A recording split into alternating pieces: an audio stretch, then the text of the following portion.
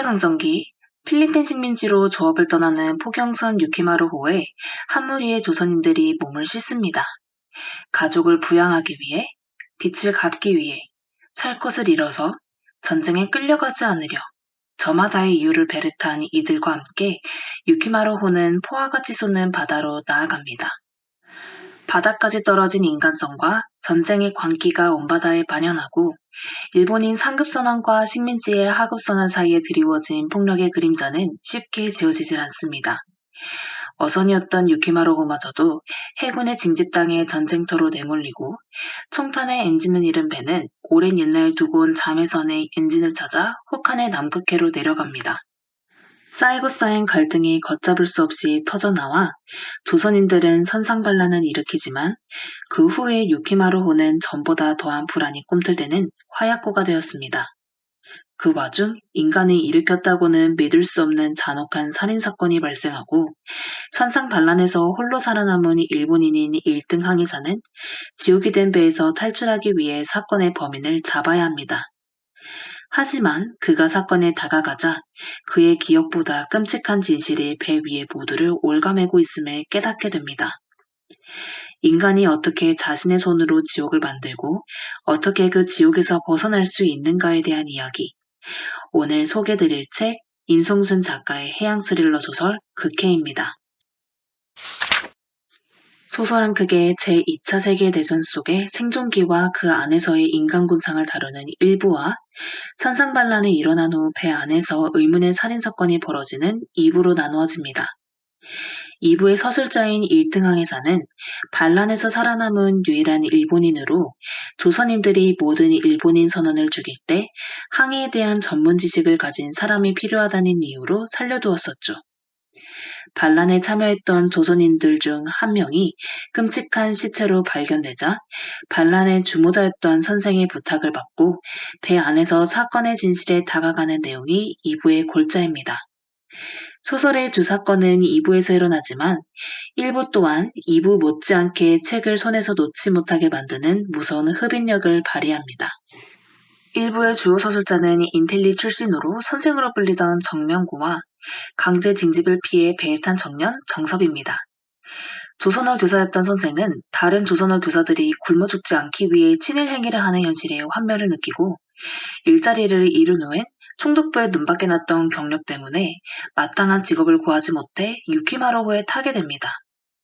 영어와 일본어에 능통했기에 다른 선원들 간의 통역을 맡았고 가장 많이 배운 사람이었기에 조선인 선원들의 중심점 역할을 맡게 됩니다. 한편 가장 순수했던 청년 정섭은 배에 오른 뒤 조선인들 중 가장 추악한 폭력의 현장에 끊임없이 노출되고 한 번도 겪어보지 못한 인간의 어두운 면을 몸소 느끼게 됩니다. 이 둘 말고도 화전민 출신으로 막일꾼 경력이 있는 만덕, 생존을 위해 일본인 편에 붙었던 윤용, 군부의 선박 조합 누구도 배상 책임을 지지 않아 빛에 허덕이는 선장, 선원들을 혹독하게 갈구는 배 위의 폭군 갑판장, 하층민 출신 신분을 속이고 사는 해체장, 평생 고래를 잡으며 살아온 포수, 일제 세뇌되어 비상식적인 언행을 일삼는 군인 상등병조 등 수많은 인물의 이야기가 섬세하고 촘촘히 엮여 있습니다. 여기에 한국과 일본의 근대사, 2차 대전의 해전사가 실제 시간대에 맞게 무섭도록 치밀하게 더해져 단순하게 인물 중심으로 일부의 줄거리를 풀어내긴 힘듭니다. 대신 다른 주인공을 매개로 이야기를 풀어보겠습니다. 그 주인공은 소설의 무대가 되는 배 유키마르호입니다. 당시 대만은 한국보다 조금 전의 청일전쟁의 결과로 일본에 할양되어 종전 때까지 일제시기를 겪고 있었고 필리핀은 미국의 식민지였다가 태평양 전쟁 중 일본에 점령되어 필리핀 제2공화국이라는 괴뢰국이 수립되어 있었죠. 일본이 남방전선이라 부르는 필리핀 지역은 제2차 세계대전의 최전방 중 한 곳이었습니다. 우리의 주인공 유키마르호도 필리핀 근해로 조업을 떠나는 남방개발 대표단의 일원이었고요. 조선인, 대만인, 필리핀인으로 구성된 하급선원을 실은 유키마르호는 시모노세키를 떠나 필리핀 북부의 루손섬으로 향하게 됩니다. 포탄이 떨어지는 와중 조업이 제대로 될 리 없었고 어획량이 적을수록 돈에 쫓기는 일본인 상급 선원들은 조선인 선원들을 더욱 가혹하게 대했습니다. 이미 유키마로호는 포경선이던 원래 모습에서 벗어나 트롤 노선으로 개조되어 있었고 이후 일본 해군은 유키마로호를 군사적 목적에 맞게 통신 장비나 발전기를 달았습니다. 공식적으로 징집되고 난 후엔 기관총까지 붙게 되었죠. 역사상 최대의 해전이었던 레이테 해전의 한복판을 지나 오가사와라 제도의 지치지마 섬을 지나 이오지마 전투가 있었던 기타 이오지마로 언제 끝날지 모를 불안한 항해를 계속했습니다. 기타 이오지마를 정찰하던 유키마로호는 야마토 정신을 부르짖는 상등병조가 무리하게 미군 전투기를 공격하다 반격당해 엔진과 통신 장비, 식수 탱크를 잃게 됩니다. 피말리는 갈증 끝에 엔진 둘 중 하나를 반쯤 수리했지만 배는 미국의 앞마당을 향해 포류하고 있었죠. 일본 본토로 돌아가기엔 살아남을 확률도 적었고 벌어가는 돈도 없었습니다. 유키마로가 건조될 때 자매선으로 만들어진 포경선이 남극 디셉션 섬에 벌어진 기지에 남아있다는 사실을 들은 선원들은 유키마로 본연의 엔진을 되찾으러 그리고 바다사자를 사냥해 돈을 벌기 위해 호카네 바다로 항해합니다. 극한의 환경 속에서 엔진 교체 작업은 더디게 진행되었고 조선인 노동자들은 선생을 중심으로 모여 파업에 들어갑니다. 하지만 상급 선원들은 조선인 노동자들을 기관실에 몰아넣고 가둬버렸고 총구를 들이대며 강압적으로 배상각서를 쓰게 합니다. 거액의 빚에 묶이고 혹한 속에서 학대당한 그들은 남극을 떠난 뒤 고래를 잡는 날부치로 일본인 선원을 한 명 빼고 모두 죽이고 유키마로호의 항로는 한치 앞을 알 수 없게 됩니다. 유키마로호의 항해는 탐욕과 광기에 상처 입은 본래 모습을 되찾으려 하는 항해입니다. 하지만 항해의 끝엔 소설의 넌시제 언급되듯 단테의 신곡과 비슷한 지옥도 많이 펼쳐져 있습니다. 단테의 신곡은 크게 지옥, 연옥, 천국 세 권으로 이루어져 각각 세 사후세계를 묘사하고 있는데요. 그곳에서는 지옥을 땅 아래, 지구 남반구까지 이어진 9개의 층으로 묘사하고 있고 9번째 지옥 코키토스 호수는 얼음에 덮인 모습을 하고 있습니다. 유키마로 또한 고통과 폭력이 만연한 바다를 남하해 지구의 남반구 밑바닥, 얼음에 덮인 남극으로 내려가죠. 작가는 이 항해를 묵묵히 쫓으며 당시의 시대가 얼마나 지옥이었는지, 인간이 어떻게 제 손으로 지옥을 만들 수 있는지 보여줍니다. 배가 필리핀으로 출발한 지 얼마 안 된 무렵 근처에서는 두 번의 침몰 사건이 일어납니다. 첫 침몰 사건에서 구조를 위해 가까이 접근한 배가 화약 폭발에 휘말리자 상부에선 침몰선과 일정 거리를 유지하라는 지시가 내려옵니다. 두 번째 침몰 사건에선 수백 명의 학도병들이 불타는 배에서 구조를 요청하는데도 그 어느 배도 상부의 지시를 이유로 그들을 구조하러 가지 않습니다. 어린 학생들의 목숨까지도 앗아가는 전쟁과 관료주의적인 이기심이 만난 결과였죠. 하지만 이제 시작입니다. 레이테 해전 이후 바다를 새카맣게 뒤덮는 시체의 행렬이라든지 필리핀 현지에서 죄 없는 사람들을 누명 씌워 배에 태우는 괴뢰정부라든지 이런 거대한 폭력들은 해무처럼 어디에나 매캐하게 퍼져 있었습니다. 작게 들여다볼수록 상황은 더했습니다. 포경조업을 하기 위해 배가 오가사와라 제도에 들렀을 때 정섭은 일본군 장교들이 포르를 죽여 인육을 먹는 현장을 보고맙니다. 실제 사건 지치지마섬 식인 사건의 주모자들은 소설에서와 마찬가지로 특이한 술안주가 먹고 싶어서 라는 이유로 이 일을 벌였다는 것이 밝혀지죠. 그 외에도 뇌격기를 피하기 위해 숨을 죽이고 있었어야 할 상황에 천황의 명을 따라야 한다며 기관총을 쏘았다가 모두의 위험을 자초한 상등병조처럼 일본군 또한 제정신을 유지하는 사람이 몇 없었습니다. 배 안에서의 사람들도 마찬가지였습니다. 갑판장은 선원들이 빠릿빠릿하게 일을 해야 하니까 라는 이유로 하급 선원들 위에 군림하여 매질을 일상적으로 했습니다. 선장은 조업량을 늘려야 했으니까 선원들을 학대했고 1급 항해사는 너무 피곤했으니까 조선인들의 고통에 눈 감았습니다.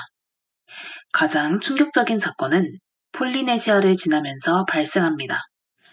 엔진 수리 후 남아하던 배는 식수를 구하기 위해 프랑스령 폴리네시아의 무인도에 닻을 내렸고 어느 원주민 부부가 있는 것을 확인합니다. 그들이 일본 선박을 발견해서 알리면 위험하다는 이유로 갑판장과 포수가 남편을 처리하고 아내를 인도적 목적으로 데려옵니다. 1등 항해사는 갑판장이 여인을 데려온 목적을 알고 승선을 반대하지만 그렇지 않으면 여인을 죽여야 했으므로 그는 차마 승선을 막을 수 없었습니다. 뱃사람들이 여인을 성적으로 착취하고 있었음에도 선원 대다수는 이미 자신들도 충분히 힘들다는 이유로 무시했습니다. 상등병조가 변태적인 행위를 하다 우발적으로 여인을 쏴 죽이고 나자 선장은 시체를 바다에 던져버리고 없던 일로 만들었습니다. 이 일로 상등병조는 눈엣 가시 같은 존재가 되고 그로 인해 상급 선원들 간의 불화가 생깁니다. 선장이 1등 항해사에게, 1등 항해사가 갑판장에게, 갑판장이 선생과 정섭을 비롯한 조선인 선원들에게 내리갈굼의 형태로 화풀이의 형태로 폭력이 전이되었습니다. 배 위에서 일어나는 폭력들은 어찌 보면 현실에서와 별로 다르지 않은 이유들로 일어났습니다. 남을 배려하면 오히려 내가 망하기 때문에, 당해도 싼 놈이었으니까, 그렇지 않으면 우리가 위험해지니까, 필요한 일이니까, 화풀이로 나도 힘들어 죽겠으니까 이런 핑계들로 폭력은 폭력을 낳고 결국 스노우볼처럼 불어나 선상반란이라는 결과를 낳고 말았죠. 약자라고 항상 선한 것은 아니었고 약자들이 다른 약자에 공감하는 것도 아니었습니다.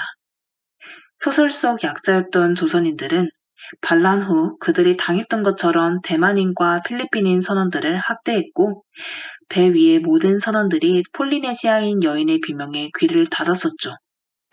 오히려 그들은 타인의 고통에 더욱 둔감했고 같은 폭력을 복제하고 있었습니다.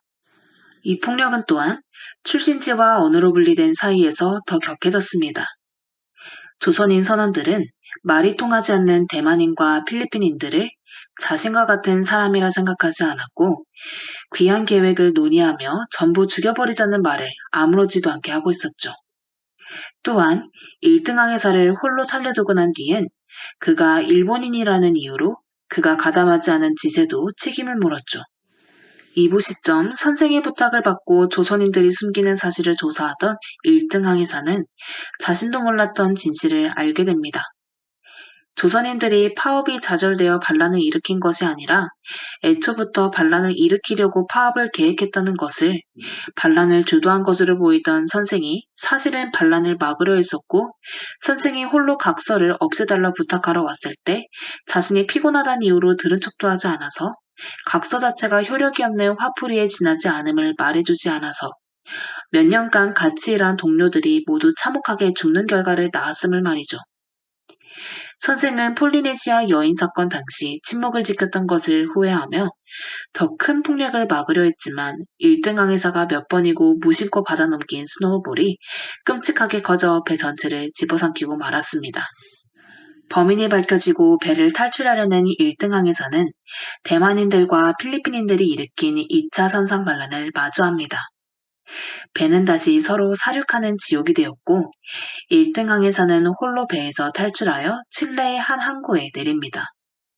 의미 없는 전쟁은 끝났고 그는 사실 모두가 두려움에 약육 강식의 법칙에 의지하게 된 약자들임을 깨닫습니다.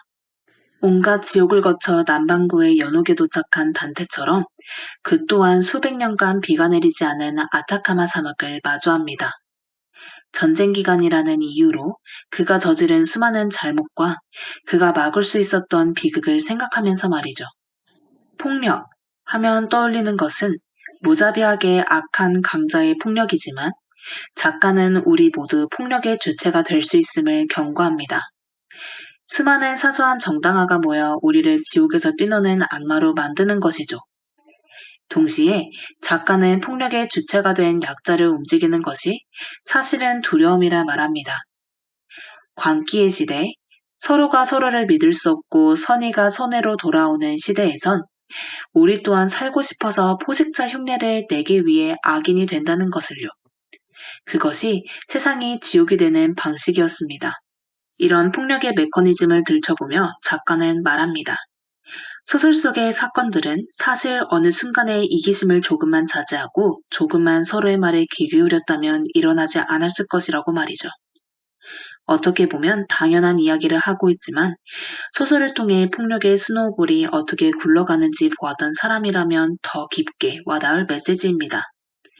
세상이 혹한의 지옥이 되지 않도록 우리 모두 조금씩만이라도 더 따뜻해집시다. 지금까지 임성순 작가의 장편소설 극혜였습니다.